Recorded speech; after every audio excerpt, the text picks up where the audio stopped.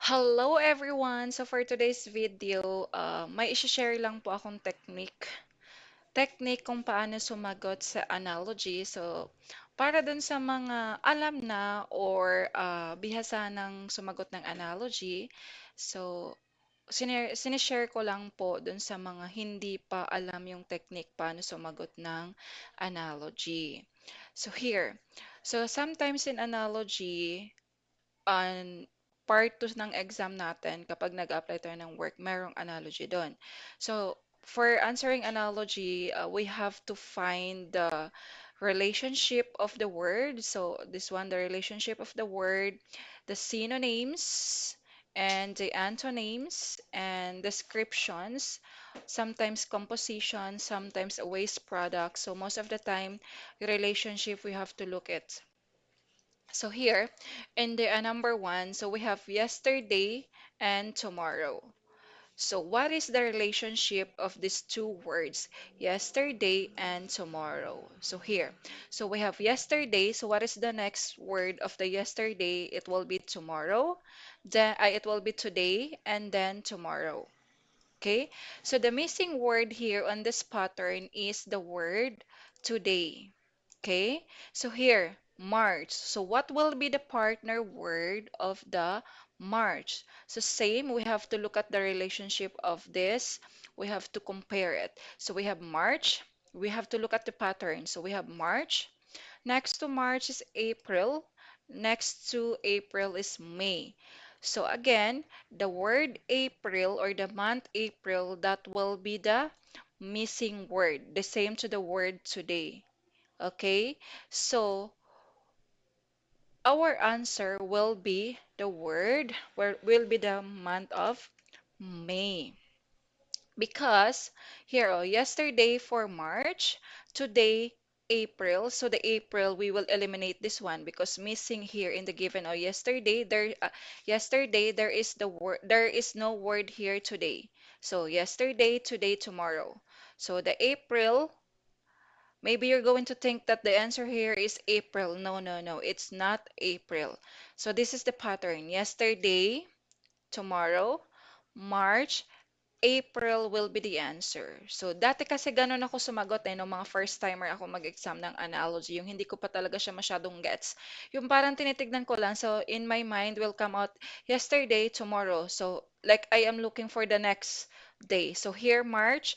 So what the first word will come out to my brain is the word April, like that. So it's big mistake, that one. So we have to use the pattern like this: yesterday, today, tomorrow, March, April, May. So we have to eliminate these two words, and then we will go to the correct answer, the word May. Okay, next here on the number two, yesterday, we have the word yesterday. Then again, we have to make a pattern. So yesterday, today, and tomorrow. And the next, the missing word will be today. Here, next, what will be the partner of the Wednesday? So we have Wednesday, next to Wednesday, Thursday, next to Thursday is Friday. So our missing word is Thursday. So our answer will be Friday. So that will be the answer here, Friday. Okay? Here, see, we have yesterday, tomorrow, then Wednesday, and Friday will be the answer.